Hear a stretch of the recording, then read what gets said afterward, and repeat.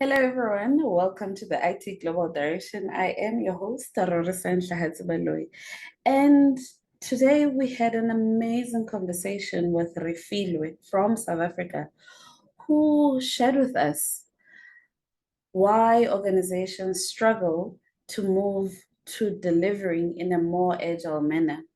I mean, the whole time, I must say, we thought reason why organizations are unable to deliver in an agile manner is because of the implementing team. She really enlightened us. Leaders are also responsible in the delivering approach. Does that even make sense? I thought our leaders are supposed to focus on the strategy and not execution of the strategy. Just watch with us and learn, as we also did, on why it's important that this journey is not just for the delivery team, but for the entire organization. Stay tuned.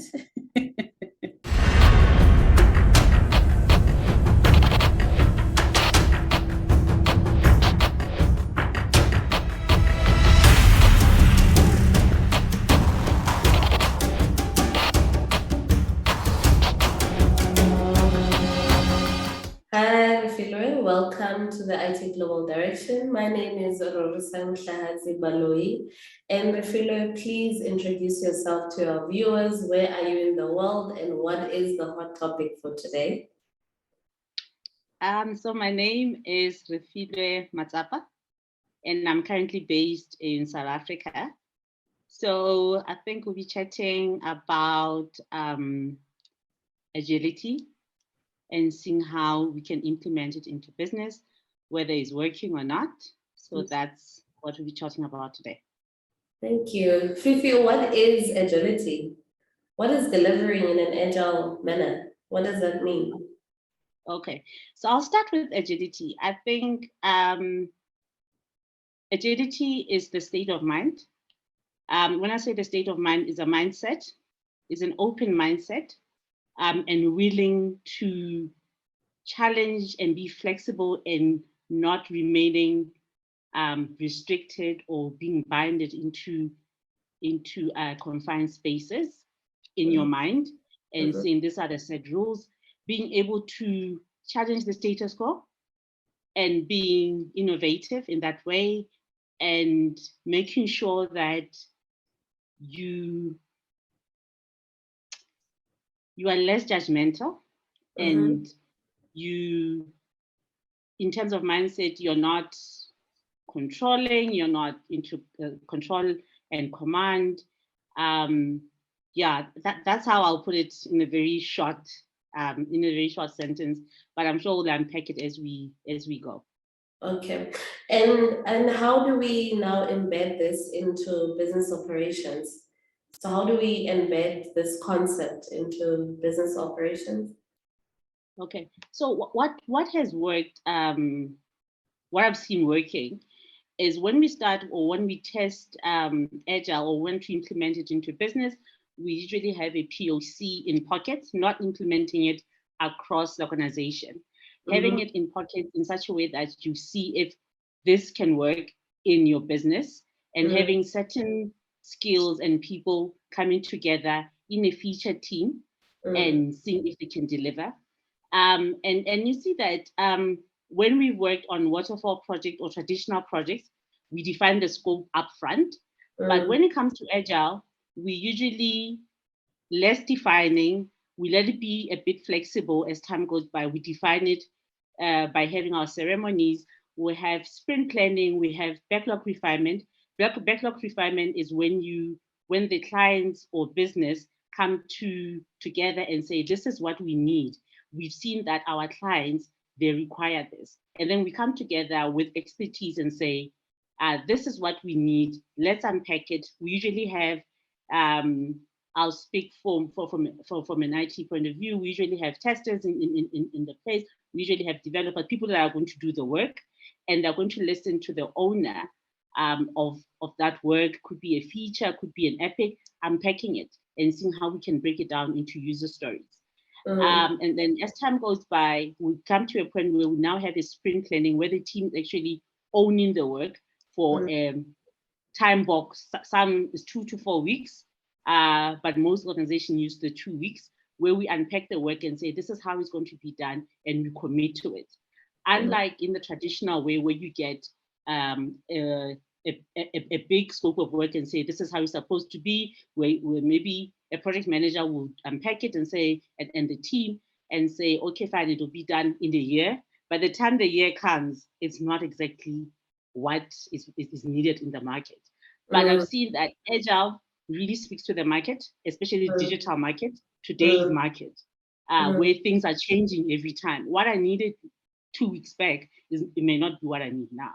So it's just keeping abreast with the times.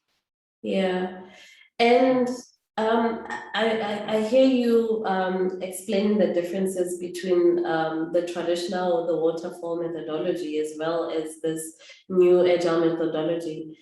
What is the business benefit that a business would realize by adopting this new methodology? So what are those key benefits that you think they'll quickly realize?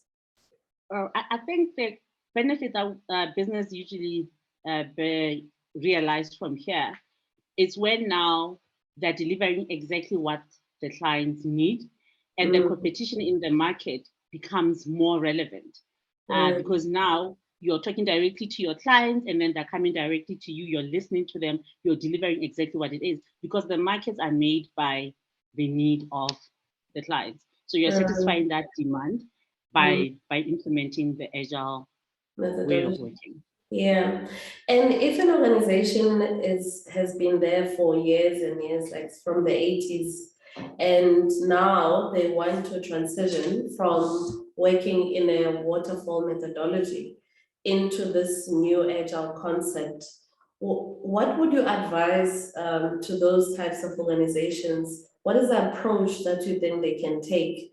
Is it like a once-off transition, or is it a gradual transition? So what would you advise those kinds of organizations? So agile ways of working is a journey. Yeah. It's a long journey. Like for me, instance, I've got a number of years that I've worked in corporate world, and I believe I'm still recovering traditional way person, but every day I'm getting closer to the goal of being agile. So I think if we take an approach that this is a journey and we are all in different points in the journey, and I think the main thing is, are you willing? Are you willing to try it out? Because it's a mindset, it's something that you can't teach a person. You can't take somebody into a room and say, from today you're agile and let's go. It's a journey. Even if you have different people, you started the journey at the same time. Some people will adjust differently, and by the time you get there, it's a journey. Basically, it's a journey. Yeah, and how could organizations approach this journey in transitioning? So what do you think organizations should start with in order for them to eventually be at the state of agility? I think for me, right?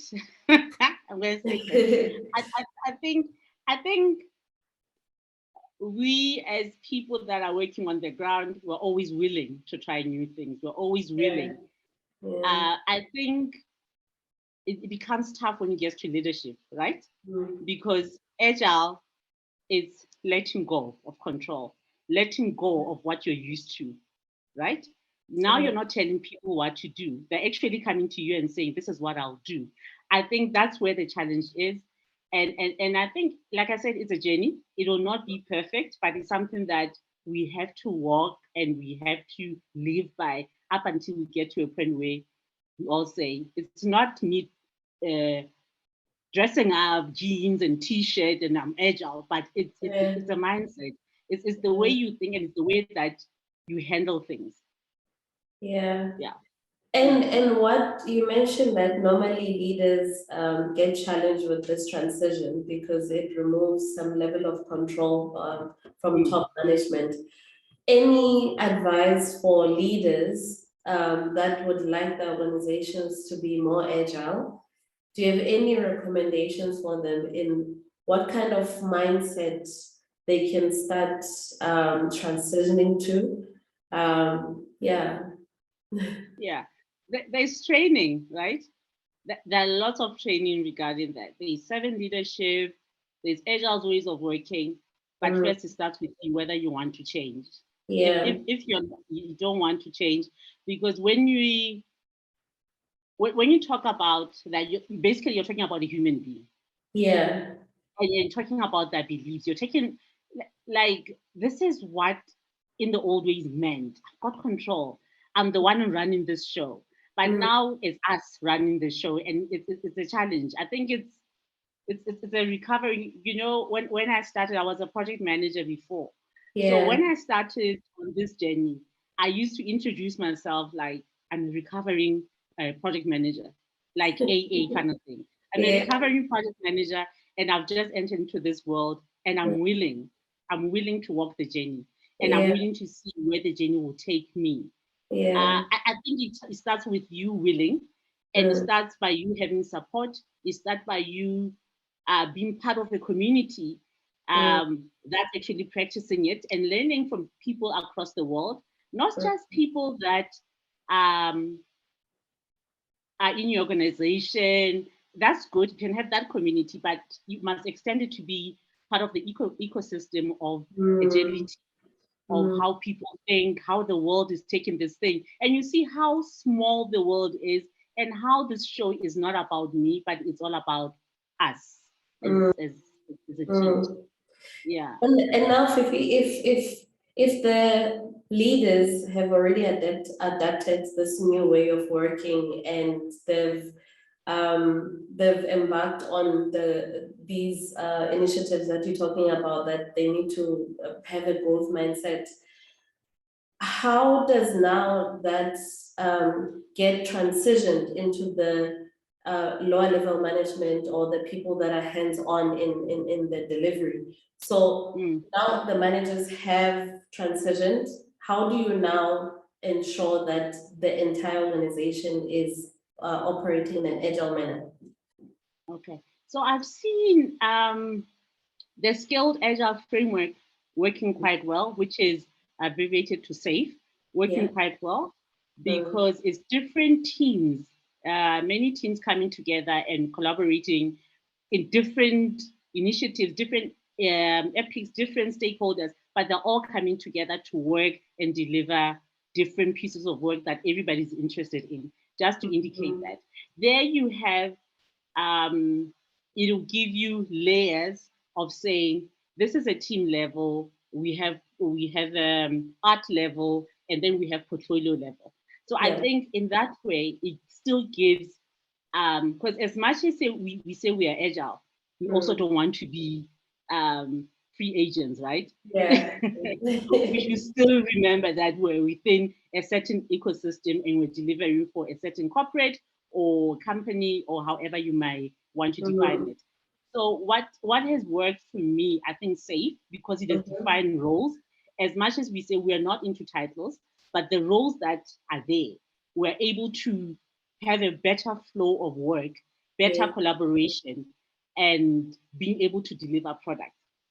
For instance, you'll see that in a normal team, you have a scrum master and a product owner and the team. And then as you move to art level, then you have an RTE, which is the release train engineer, and a product manager. You move to a solution level, you have an STE there, you have different roles as you move to portfolio. And then they also speak to agility's way of working and delivering. Because from portfolio, you have epics, by the time it gets to the art is a feature, by the time it gets to the team is stories. So it flows nicely.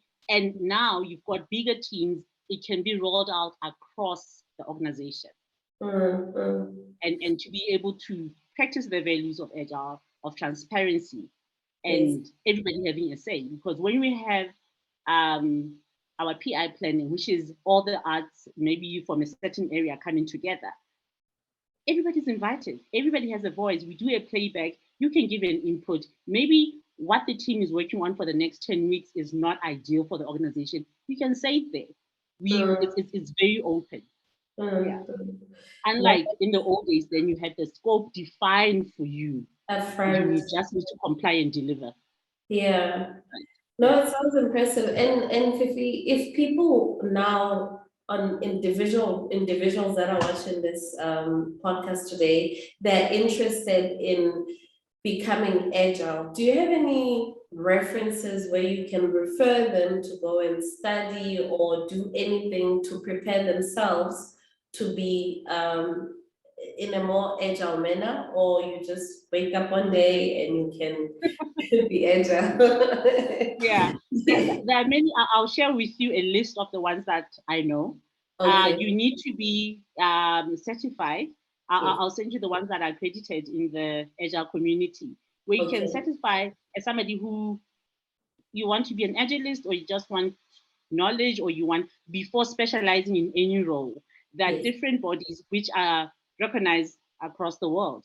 This is how we do things, and this is the certificate that you will need. For every role, you're going to need a certificate so that you can practice. But for me, even before you do it, because it's not going to change your mindset, right? Change your mindset. When you get there, it will make more sense and it will be more practical for you. And then you, as you explore and experiment with it, you see that you develop into certain roles. You you evolve into other roles. Maybe you're a technical person, you end up doing DevOps, you end up being a coach, you end up being an RTE, you end up being an STE, different roles there. Different roles. Well, Fifi, thank you so much for joining us today on the IT Global Direction. You shared quite a lot, and I think a lot of organizations are now embarking into this journey of moving to work in an agile manner. And you've shared some critical points that I think they can help others as a starting point to understand the journey. So you mentioned that being an agile organization starts with leadership, because leaders are the ones that need to let go of control, because now the teams are now responsible and accountable for making sure that business objectives are delivered.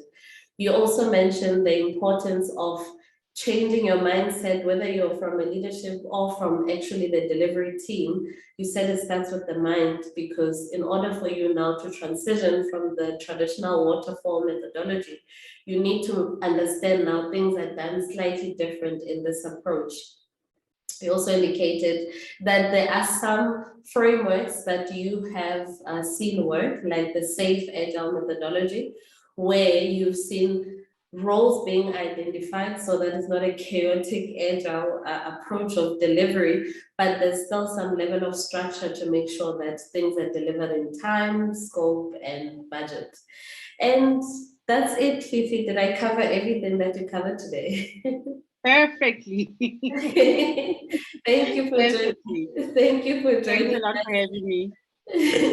And for our viewers, for those that want to see all our recordings and all our videos from previous sessions, please go to www.itglobaldirection.com. And thank you once again, Fifi, for joining us. Have a lovely day. Same to you. Enjoy your conference. Thank you.